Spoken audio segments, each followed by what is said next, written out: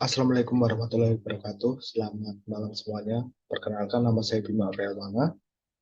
Saya mahasiswa D3 Teknik Informatika Angkatan 2020. Pada kesempatan yang baik ini, saya ingin mempresentasikan proyek TA saya yang berjudul Sistem Informasi Peringatan Dini Bencana berbasis lokasi pengguna. Berikut untuk demonya.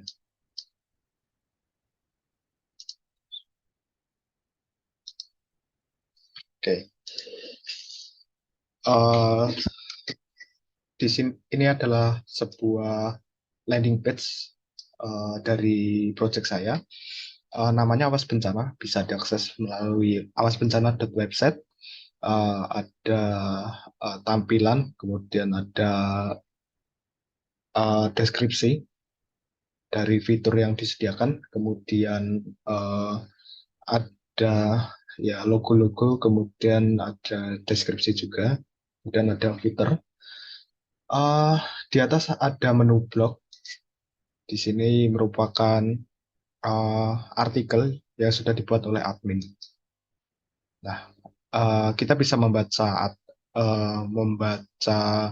artikel yang sudah dibuat. Kemudian kita juga bisa memberikan komentar atau mengomentari komentar lainnya. Akan tetapi untuk komentar pengguna admin atau super admin harus login terlebih dahulu. Kemudian di samping tombol blog ada tombol login.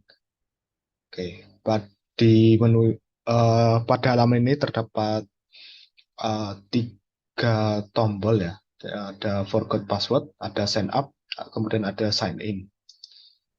Sign up digunakan untuk registrasi. Kemudian yang perlu diperhatikan adalah untuk registrasi.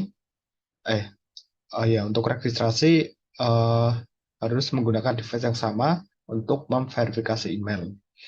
Kemudian ketika sudah mendaftar, nanti pengguna akan mendapatkan email verification, kemudian mendapatkan OTP untuk memverifikasi nomor HP, kemudian baru bisa menggunakan sistem informasi ini. Kemudian di sini juga ada forgot password, digunakan untuk user atau admin ataupun super admin yang lupa dengan passwordnya. Nanti akan dikirimkan email untuk menuju form reset password. Oke, mungkin kita langsung saja ke dashboard. Oh ya, di sini ada 3 role. Pertama ada super admin, kemudian ada admin, kemudian ada yang terakhir ada user atau pengguna. Ketiganya memiliki persamaan maupun perbedaan. Oke, kita lanjut ke super admin. Ini halaman awal dari super admin. Ada semacam grafik dari data-data, kemudian ada peta lokasi bencana, walaupun di dalamnya ada lokasi bencana dari gempa, dan juga ada lokasi dari alat EWS, seperti ini contohnya. Oke, kemudian di bawahnya ada grafik, ada tweet dari BMKG, kemudian di bawah ada detail dari lokasi bencana, seperti contohnya ini. Nah, terjadi gempa di Samudra Hindia. Oke, selanjutnya kita masuk ke fitur yang pertama, ada kategori artikel. Kategori artikel ini digunakan untuk mengkategorikan artikel yang dibuat oleh admin. Halaman ini hanya bisa diakses oleh super admin. Di sini super admin bisa menambahkan kategori, bisa mengedit kategori, maupun mengaktifkan maupun nonaktifkan. Ketika dinonaktifkan, statusnya akan menjadi nonaktif, kemudian tidak akan muncul di menu ketika merubah maupun menambahkan artikel. Kemudian ketika diaktifkan nanti akan muncul di menu artikel. Ketika admin akan membuat artikel, statusnya juga akan berubah menjadi aktif. Oke, yang ketiga ada menu artikel. Nah, di sini uh, ada tombol edit dan nonaktif. Uh, oh ya, halaman ini bisa diakses oleh admin dan super admin, tetapi perbedaannya adalah admin bisa menambahkan artikel, sedangkan super admin tidak. Kemudian uh, ini halaman jika ingin merubah merubah artikel, kemudian bisa nonaktifkan. Jika dinonaktifkan, maka nanti tidak akan muncul di menu blok pada landing page. Seperti contohnya ini, tadi sudah dinonaktifkan. Nah, maka artikel tidak akan muncul. Kita aktifkan kembali. Nah, maka akan muncul. Oke, selanjutnya ada menu EWS. EWS itu merupakan sebuah alat dari Prodi D3 Teknik Informatika untuk mendeteksi perubahan ketinggian air. Pada menu ini bisa diakses oleh super admin, admin maupun pengguna. Tetapi ada sedikit perbedaan. Jika super admin lebih lengkap, ada tambah, detail, edit, dan bisa merubah statusnya. Sedangkan admin hanya bisa detail, edit, dan nonaktif. Kemudian untuk pengguna hanya bisa melihat detail dan lebih tepatnya detail dan download. Oke, selanjutnya kita bisa menambahkan EWS, ada unit, kemudian kita memilih lokasinya, provinsinya terlebih dahulu, kemudian baru kabupaten, kemudian API URL, maksudnya adalah API dari EWS-nya agar kita dapat menangkap datanya. Kemudian sebenarnya longitude tidak wajib diisikan. Ketika tidak diisikan, nanti sistem akan mengambil data longitude dan latitude dari API-nya. Kemudian standarisasi ini penting. Ada yang belum standar, yaitu tipe EWS yang menghasilkan output satu field dari yang munculnya 0, yang nilainya 0 sampai 4096, kemudian 3 field dan 6 field. Kemudian yang sudah standarisasi yaitu satu field yang nilainya 0 sampai 3.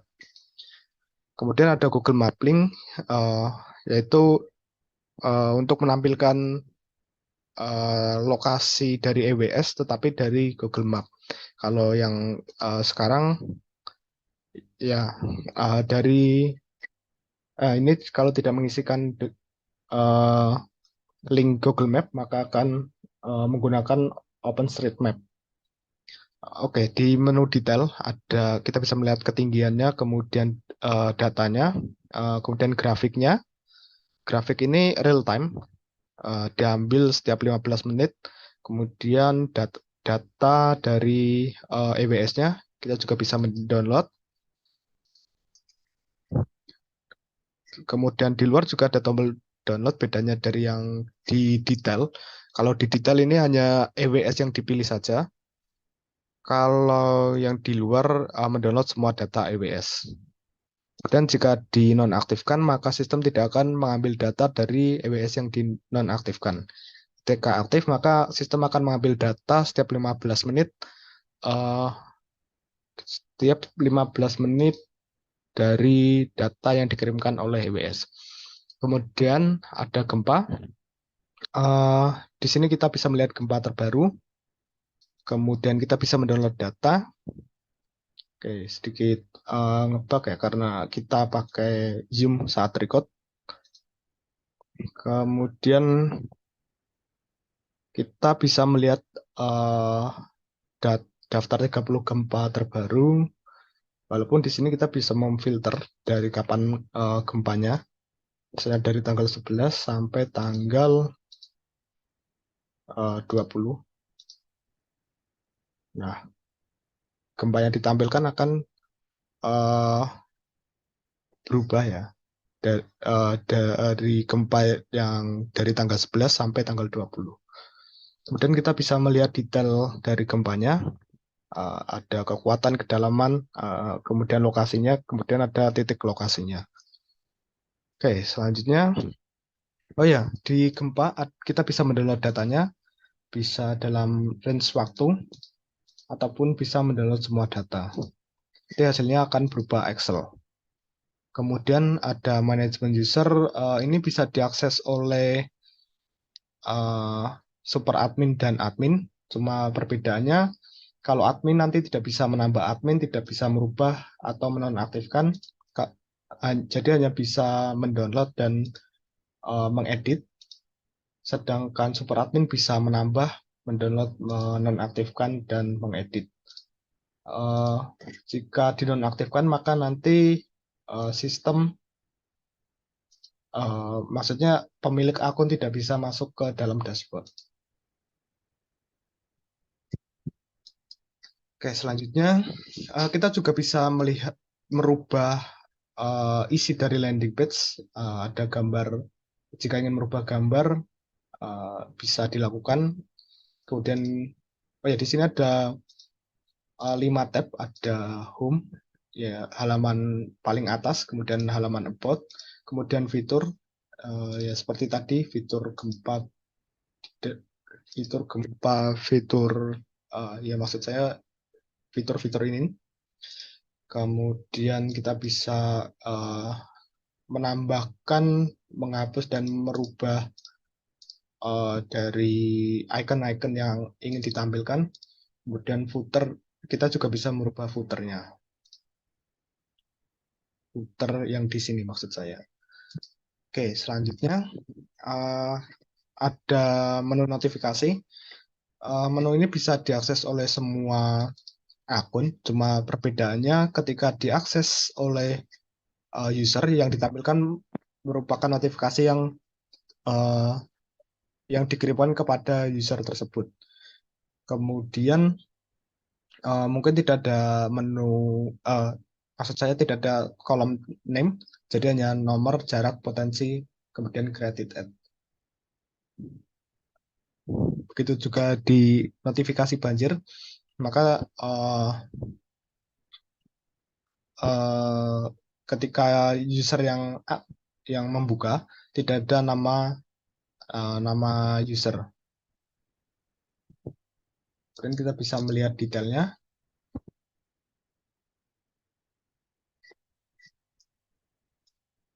Oh ya, di detail kita bisa melihat detail dari gempanya. Nanti akan diarahkan ke menu gempa. Dan kalau kita melihat banjir, kita bisa melihat,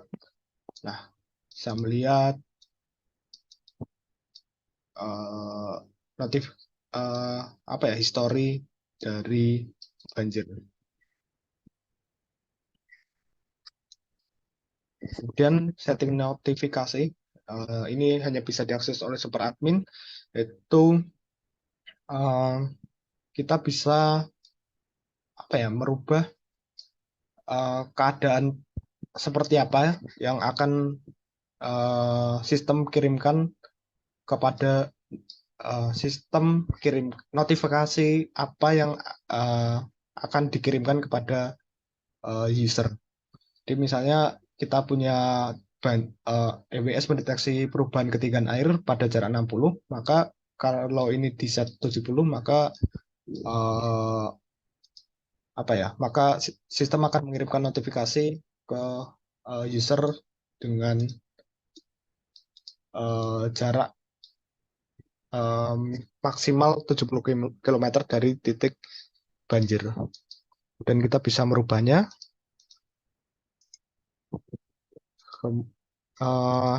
Kita juga bisa merubah pengaturan yang lain seperti gempa.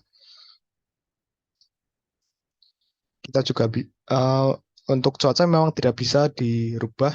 Nanti setiap jam 9 malam akan dikirimkan uh, informasi cuaca pada besok hari. Kemudian template notifikasi merupakan sebuah menu di mana super admin ataupun admin dapat merubah pesan yang ingin dikirimkan kepada pengguna ketika terjadi bencana tentunya. Nah, ini harus berhati-hati karena perubahan nama ini akan menyebabkan error sehingga eh, sehingga sistem tidak bisa mengirimkan notifikasi. Untuk menambahkan dolar-dolar ini, eh, misalnya kita mau menampilkan level di belakang, kita bisa klik level. Nah, nanti akan muncul langsung dolar level. Kemudian kita juga bisa merubah pesan notifikasi dari bencana gempa maupun cuaca. Nah, kurang lebih seperti ini. Oke, selanjutnya menu profil. Di sini kita bisa merubah nama, nomor HP, kemudian email. Tapi ketika kita merubah nomor HP maupun email, kita perlu memverifikasi ulang. Kemudian di tab Change Password, kita bisa merubah uh, password aktif ke password baru. Dan kita bisa juga klik tombol Forget Password ketika lupa password. Kurang lebih begitu untuk super admin. Kita beralih ke admin.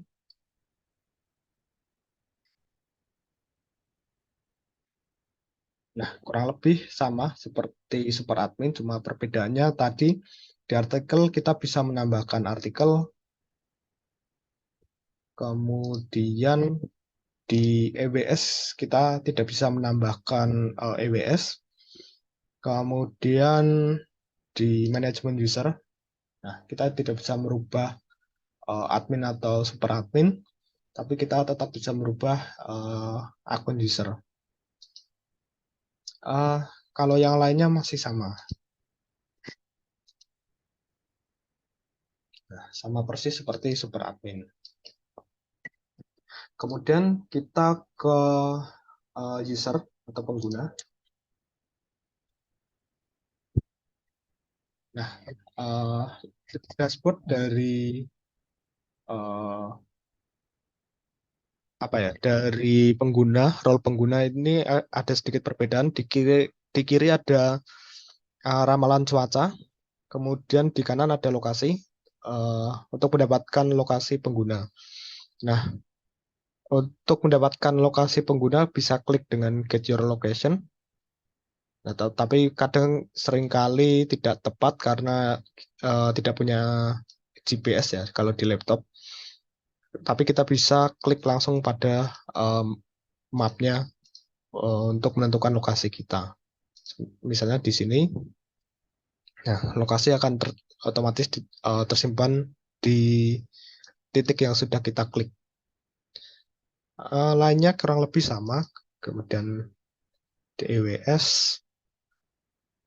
Nah, seperti yang sudah saya sampaikan tadi di EWS, user cuma bisa melihat detail aktivitas dan juga mendownload dari data aktivitas device EWS. Kemudian di gempa sama seperti admin dan super admin. Nah, di notifikasi kita bisa, nah ini kita seperti yang sudah saya jelaskan, tidak ada nama dari user, kemudian yang ditampilkan juga punya notifikasi yang sudah dikirimkan sistem kepada user yang bersangkutan. Kemudian di profil sedikit berbeda. Di sini ada setting notifikasi bencana, jadi kita bisa memilih notifikasi bencana apa yang ingin dikirimkan sistem kepada pengguna ketika bencana tersebut terjadi. Misalnya kita nonaktifkan banjir, maka sistem tidak akan mengirimkan notifikasi banjir. Kalau kita aktifkan, maka sistem akan mengirimkan notifikasi banjir.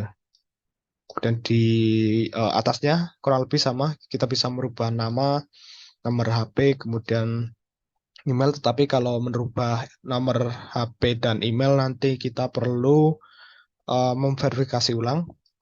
Kemudian kita bisa merubah password juga, bisa forgot password juga.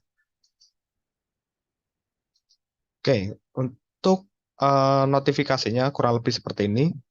Ini ketika ada gempa, jadi ada koordinat gempa, kemudian perkiraan lokasinya walaupun tidak begitu tepat ya.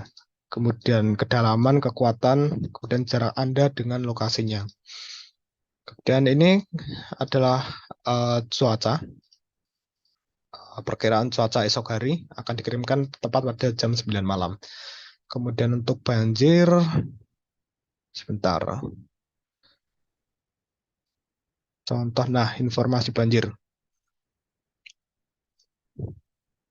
Ini contoh uh, informasi banjir ketika terjadi bencana banjir, cuma nanti mungkin levelnya tidak normal ya. Ada mungkin bisa siaga, waspada dan awas, tergantung dari level ketinggian yang sudah ditentukan.